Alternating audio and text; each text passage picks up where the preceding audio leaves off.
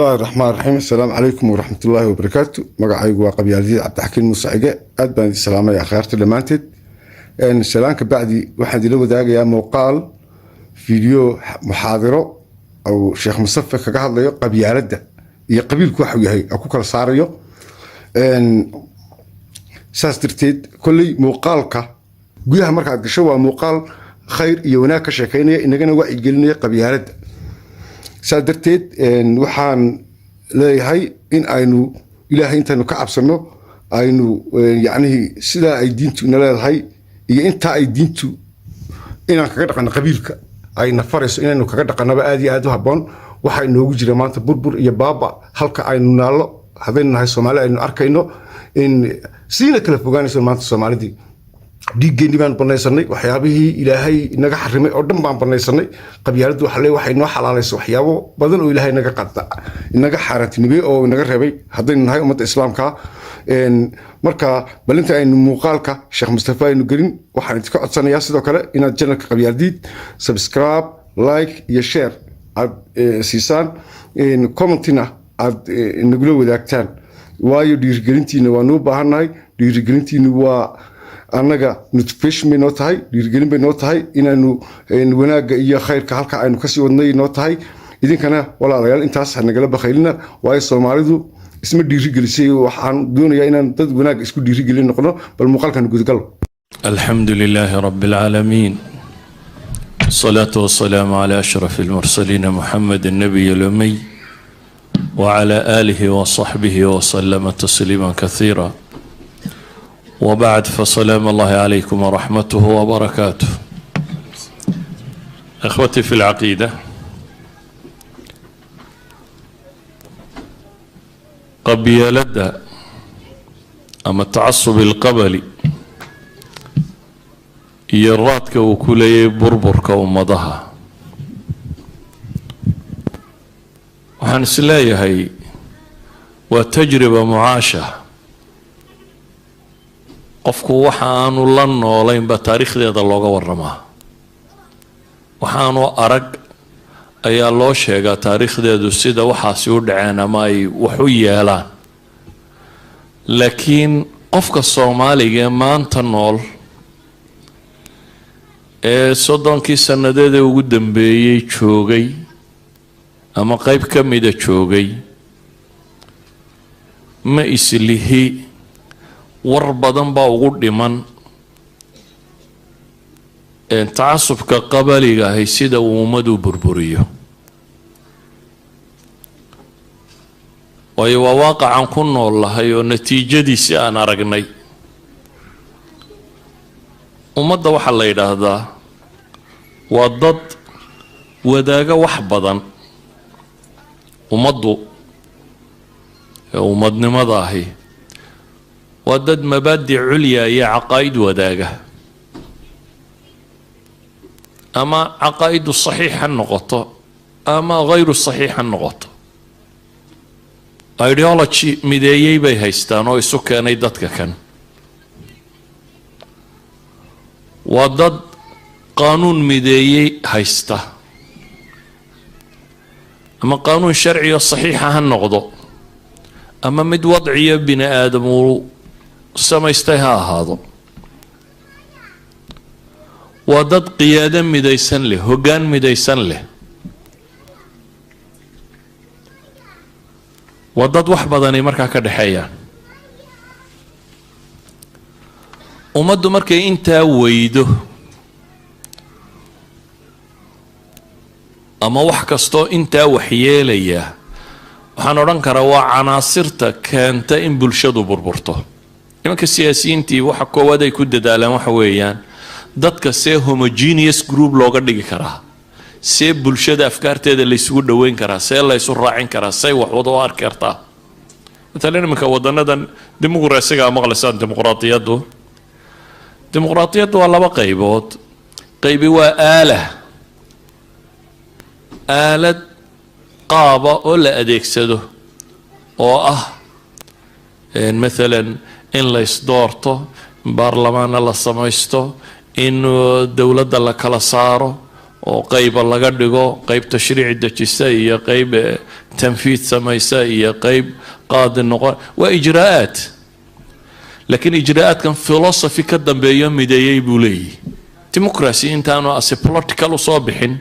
وحو صابحين enlightenment theory بايمي دad كان معتقد laga dhaadhiciyo philosophy bay wada qaateen kaasay ku qanceen dabeetana waxay garteen say u kala baxaan ay ugu heshiin karaan innaga xataa haddaad aaladda tan qaado islaamnimo dhaafay haddaad aaladan qaado istiraado dadkan ha loo ekaysiyo siday u egyihiin mabaadi'i kama horeyso axsaabteennu markaaba reer hebel unbay isu bedelaysaa ilaa mabda uu ku jiro xisbigani ma jireen axsaabteenna waxay ku kala gedisan yihiin marka la yidhaahdo waddankii axsaab badan baa laga sameeyey one man one foot baa laga sameeyey ciinkan baa laga sameeyey xal maaha waayo xataa intan gaalku haysta kuma gaadhaysid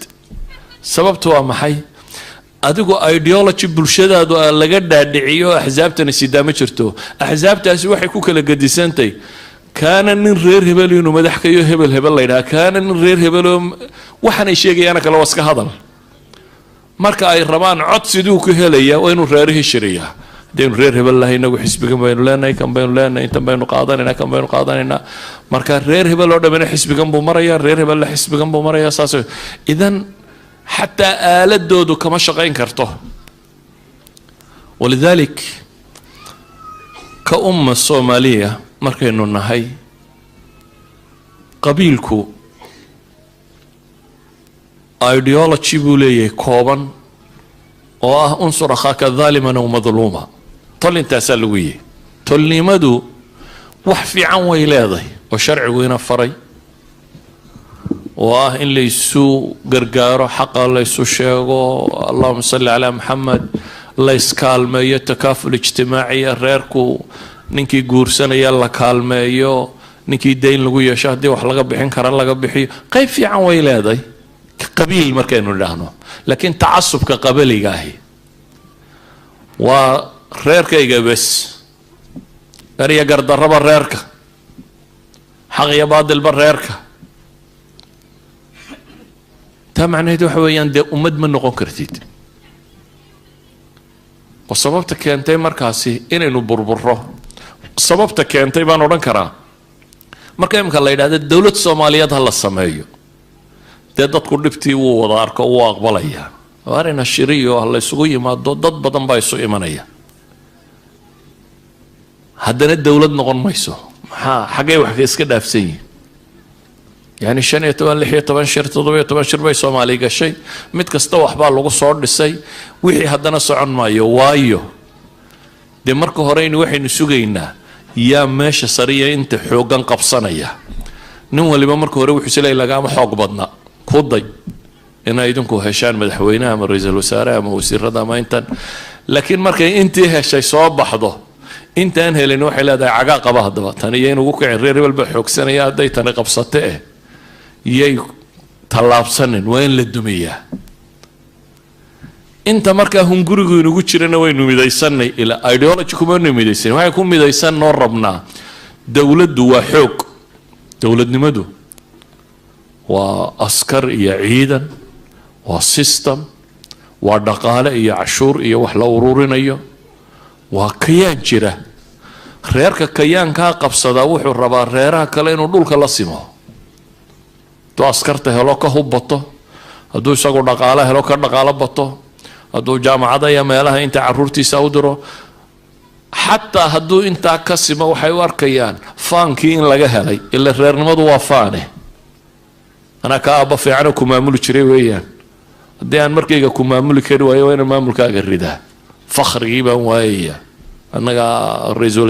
رئيس الوزراء عيد بوح مصير غير كما ترسنا لكن مجرد إنه من غير هبلية هي أي فانك يوفلن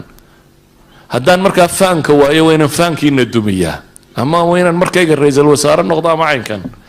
حل وحين وكردقاني ولا يدي بل مو ضدك قبيل كتك وأي قبيل هاللوجو قبيل وقبيل ميكو قيب سامي ساده قبيل كوسيش تسوي وسي الدمية إذا أيها الأحبة warka ah qabiilku suu wax u dumiyaa waa war practical aynu soo aragnay waxaa ka habboon inaan malaa'in badan isweydiino war saynu uga baxnaa, sidaynu uga bixi karnaa. dadka badh baa leh qabaa'ilkaba ha la masaxo waxaana la tirtiro. ma tirtirmayso. qabiilnimadu inuu ninku reer ka tirsanyo ku abtirsadaa ceeb maaha. ilaahay wuxuu inoo tilmaamay shucuub iyo qabaa'il aynu nahay, laakiin maxaa laynoogu tilmaamay litacaarafu inaad isku garataan, waa macrifa. qabiilku wuxuu inoo joogaa halka galada tan beershuun nambarku uu joogo. marka lagu weydiiyo 9 nambar baad taxaysaa, anna 9 oday un baan taxayaa si lay garto. 9 nambar ma haysto, laakiin waxaa in hebel 9 oday baa sheegaya, markaasaa lay garanaya. in lay gartaa ma xumo markaa, in lay garto oo dadku nasab iyo sihir ba yeesho oo meeshan ka soo jeeda la garta ceeb maaha. laakiin mushkiladu waxa weeyaan ideology-ga qabiilka ma bedeli karnaa. nabi maxamed calayhi salaatu wasalaam qabaa'ilkii ma tirtirin. quraysh sidii bay quraysh u ahayd, aws iyo khasraj sidii bay aws iyo khasraj u ahaayeen, ghatafaan sidii bay ghatafaan u ahayd, mudar iyo rabiic sidii bay u ahaayeen, qaxtaaniyiintii yaman sidii bay ahaayeen, qaysiyiintii shaam sidii bay ahaayeen. qabiil waliba sidii buu u jiray. wuxuu nabigu bedelay calayhi salaatu wasalaam ideology-gii qabiilku haystay. afkaartu rumaysanaa waxay ahayd in la isxaqiro oo reerka kale la yeeso. qur-aan iyo sunno badan baa soo degtoo tilmaamaya in la isyeesaa inaanay bannaanayn. dadku inuu asal qura wada leeyahay, usro qurana ka wada yimi, dhoobana laga wada abuuray, aabbiyo hooyo qurana wada dhaleen, sidaana ku kala fiicnayn. mabaadi'doodii baa la saxay. waxay rumaysnaayeen unsur akhaaka daaliman aw madluuma, walaalkaa gar iyo gardarraba u hiili. weedha lafteedii buu nabigu u sheegay calayhi salaatu wasalaam, unsur akhaaka daaliman aw madluuma. weedha tani way yaabeen saxaabadii oo dee ma wixii horaa lagu noqday, waa waxay ka soo baxeen. wuxuu nabigu ku yidhi calayhi salaatu wasalaam, hadduu xaq ku taaganyana u hiili saad qof kastoo muslima ugu hiilin lahayd, hadduu baatil ku taagan yahayna ka qabo, taasaa hiilkiiya ilaa naar baad ka hor joogtaaye. tolka ama dunida marka la jebiyo inaad ka celisaabaa hiila, oo markuu naarta ku gurmayo inaad kusii daysa mayaa iyadu maxay tahay? tolka haddaad naarta ka celin kari weydo umaad hiilin. isagoo baatil wada, isagoo cadaab ku gurmaya inaad ku eegtaa waa hiil daro. hiilkii nebigu wuxuu ku sheegay calayhi salaatu wasalaam markaa in xaqana loo sheego, hadduu xaq ku taaganyana lagu taageero. waxay dadku sokeeye iyo shisheeye ugu kala ahaayeen inta ay abtirka u kala dhow yihiin. nabigu calayhi salaatu wasalaam wuxuu tilmaamay mid ka sarraysaa inay jirto, oo hadday taasi go'do tanna uu go'ayo. aasirada bini aadamka waxaa isku xidhaa alwashaa'ij, bini aadamka isku xidhaa waa alwalaa walbaraa, waa caqiida, waa diin. diin baa reerkii kala kaxaysay, ideology wixii la rumaysnaabaa reerku ku kala tegay. غزوة بدر قال يا مسلم با يستلي بينه، قال يا مسلم كيستلي وايو والرجل ما ذراه markuu quraysh 3 ninoo 2 walaaliya inay dhaleen markay soo baxeen, ansaar baa u soo baxday. waxay yidhaahdeen ma rabno. nabi maxamed calayhi salaatu wasalaam waxay weydiiyeen raggii noo dhigmayay soo saar. wuxuu soo saaray rag ay maxay kala tirsadaan. ragaan wax badan la kala tirsan baa la soo saaray. oday qura la wadaago, qabiil qura wada yihiin, laakiin ideology lagu kala tegay. islaamku markaa wuxuu barow qabiilka ku daweeyey. qabiilkani waa wicaad dadka ururiye, laakiin ideology maaha afkaartii uu dadku rumaysnaa. afkaartuu dadku rumaysnaa waxaa laga dhigay inay caqiide noqoto iyo diin, inay noqoto al-ukhuwa al-islaamiya. qofku mar hadduu muslim yahay inuu kugu leeyahay xuquuqda islaamnimo. oo xuquuqda islaamnimo waa maxay? an tuxiba liakhiika maa tuxibu linafsik. waxaad naftaada la jeceshay inaad walaalkaa la jeceshaato. xuquuqda kugu leeyahay waa an tansura. xuquuqda kugu leeyahay waa wanusxi likulli muslim, inaad u naseexayso. xuquuqda kugu leeyahay waxa weeyaan hadduu baahaya inaad wax siiso, haddii la dulminayo inaad ka dhiciso. idan mabaadi' buu islaamku baray. mabaadi'daasa waxay keentay inay buuxiso ما دام قبيلو جيرو نوع ما منافسة جريسة محال لغو لولميا وحال بدلي وحي لغو لولمي وحال لغا دغاي inay ku loolamaan khayrka iyo xaqa ilaahay subxaanahu wa tacaala intuu janno iyo nicmooyin iyo wax ka warramayba wuxuu yidhi wafii dalika falyatanafasi almutanaafisuun kuwa loolamaya kan ha ku loolamaan dagaalada adag marka la gelaya waxaa la odhan jiray hala garta dhanka ragga ka jabaye kala baxa reer hebelo halkaa ka dagaalgal reer hebelo halkaa ka dagaalgal fronts baa la kala siin jiray reer waliba isagoo ceebta iska ilaalinayo xagga sare gaalada dhanka kale ka mari jiray idan reeruhu tanaafuskoodii waxa loo bedelay inay khayr ku tanaafusaan inay wanaag ku tanaafusaan loolan inay ku loolamaan laakiin wax khayra waxay ku loolamayeen cid waliba islaamka wuxuu taray intuu taray ee islaamnimada ku soo kordhiyay waxaan odhan karaa si kale haddaanu tilmaamo waxa loo sameeyay almabaadi' alculya walahdaaf alkubra qabiilkii raay quraysh loo oran jiray maka joogay ama ansaar aws iyo khasraj waxay qaateen fikrada inay dunida mas'uuliyad ka saarantay alcaalam kullu awal wuxuu arkay reerkan ku xigay inuu iska celiyo aqligiisu madiina ma dhaafaynin aws waxay lahayd khasraj iska reeb khasrajna aws iska reeb bay ahayd qabla al-islaam ama marka kan waxay u arkaan adduunka in iyaga mas'uuliyad ka saarantay ولذلك waxay noqdeen dad ahdaaf kubra meel saro ay ka fakaraan leh ahdaaf kubra markay ka fakareenna waxay noqdeen caalamka oo dhan inay diin gaarsiiyaan around 50 years ay dunida maanta muslimku degan oo dhan saxaaba furtay inta ugu badan leh dunida maanta muslimku degan inta ugu badan leh saxaaba furtay less than 50 years bay dhan walba uga baxeen يعني waxaa loo sameeyay lama odhanin lama loolami karo reer hebel lama loolami karo waxa la yidhi waxaad ku loolamaysaan waa inuu khayr noqdaa waxay noqotay kuwii shalayta la yasayay inay noqdaan muslimiintaba dadka ugu magaca weyn leh waayo waxaa loo tilmaamay dhalasho inaanu wuxuu ahayna acmaal inay tahay taariikhda islaamiga waxa maqashaan nin la yidhaahdo maxay مسلم ابن قتيبة بن مسلم الباهلي باهلي وقبيلان قبائل كعربيد لما اجي شري كمدا وقبائل وقبيات الماما الى حد اوليه هي ايجا هدي لون نسبايو قبيل كان اول هدي ايجا لو يدهد بيقول باهلي با تahay ايغو وكعي اسو ديدن قبيل كاسي قبيلكي عينكا لو تلماميي رجالكي كصوب حي وانكي فرطي محي المشرق العربي سلام كبري قلبيت كان وموسى بن نصير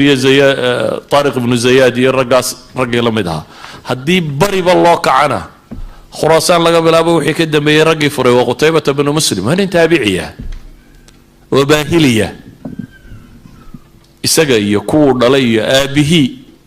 muslimka kale muslim waa ragii Abdullah ibn Zubayr dagaalka la galay waqtigii khilaafadiisa waqtigaas uu dhintay yani a'maal inuu yahay waxa lagu soo baxaa reer inaanu ahayn baa la baray fakhrigu hadaad faanfaan iyo waxaad ku soo baxdo ilaahay agtiisa laga sheegaba la yiri iyo ma roonin bini aadamku ku sheego iyo in rabbi agtiisa laga magacaabo إذن عدي فان دوني سي waxa loo sheegay meesha faanku jira xaq u yahay عدي raganimo ku jirtay waxa loo sheegay raganimada walaalka inaan lagu adeegsanay meesha lagu adeegsadaa xaq u yahay طاقاتكي uu reerku lahaa waxa la tilmaamay meesha lagu tilmaamayo إذن أيها الإخوة عرب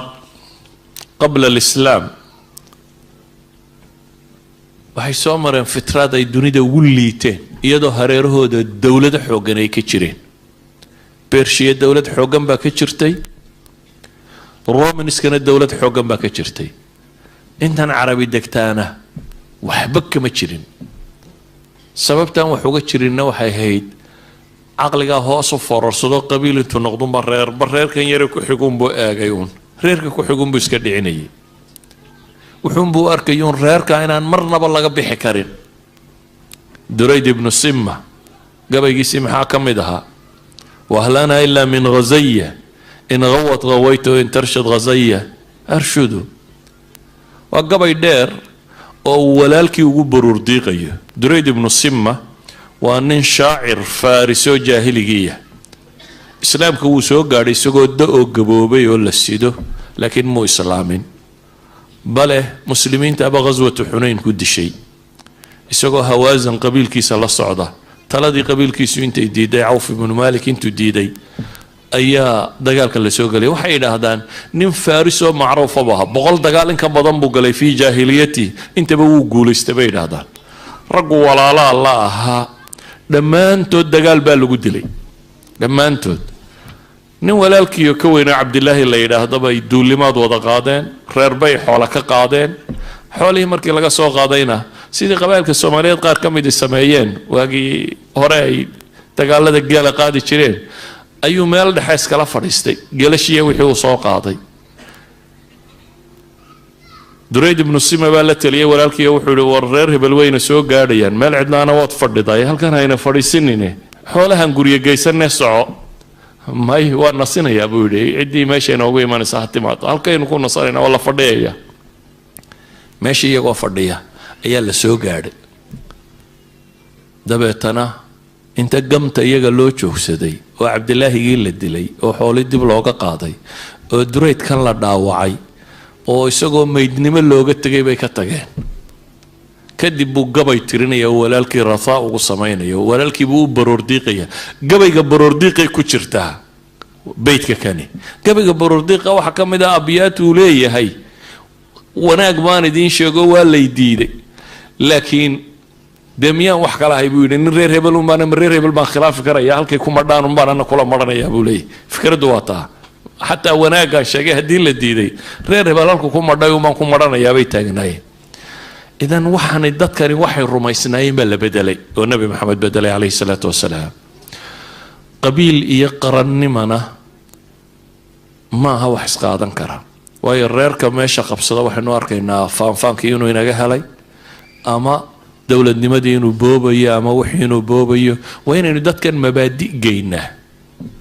waa inaynu dadkan afkaartooda bedelnaa, si u fakerayaan waa inaynu bedelnaa. markaas bay dhici kartaa inay dowladnimo wax ku tari samaysanto. qabiilku dee uu sii filqamaya, uu sii yaraanaya. nabi maxamedna calayhi salaatu wasalaam qur-aanka wuxuu inoogu tilmaamayaa daa'ifadii fircawn iyo kooxdiisu dad buu gumaystay, laakiin muxuu ku gumaystay? wuu qaybqaybiyey. ilaahay qur-aanka wuxuu ku tilmaamaya ina fircawna calaa fi lardi wajacala ahlaha shiica yastadcifu daa'ifata. fircawn waa kibray baa ilaahay yidhi, dadkii meesha joogayna kooxuu ka dhigay, kooxo. markay kooxa noqdeenna kolba koox buu gumaystaa buu nebigu tilmaamaya, qur-aanku sheegaya. koox buu kolba gumaystaa, kooxda uu gumaysanayo axkaam adag buu ku xukumaa, in caruurta raggooda la laayo, dumarkooda la reebo. kooxana wuu soo dhoweeyaa. soomaaliya maanta saasumaa ka jirta. gaalada international community ee la sheegayo iyo gaalada inugu hareeraysan marka la eego, kolba reer bay soo yaro dhoweeyaan, reer bay hub yaro siiyaan, reer kalena aakhira loo diraa uun. kaa marka muddo la wadana xagga kalunbaa la wadaa uno, reer kalena markiisu addis ababa ka daadegaa. addis ababa baynu si weydweydaaranaa, wax badan oo kale isma bedelayaan. idan waa taftiit wax keena. haddii ummadda la burburiyo, ayankan waxa lagu burburinaya ha ahaadee, waxba ma dhalanayaan. idan warku wuxuu ku kooban yahay nabiyullaahi moxamed calayhi salaatu wasalaam qabyaalad teenna ka adag, teenna dadku waaba muslimo, wuu tukanaya, waxbuu rumaysay, ibuu daweeyey.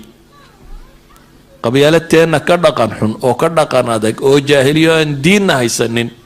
ayuu nebi maxamed daweeyo ka dhigay dowladdii dunida ugu xooga badnayd uu ka dhigay. hadday taasiba dhacday, innagana teenna waa la daweyn karaa. waa dad muslimiina oo dhibaata dhex martay oo jira, waa la daweyn karaa. dawadaasi waxay u baahantahay kow inaynu islaax ka dhex raadino bulshada, reeraha kana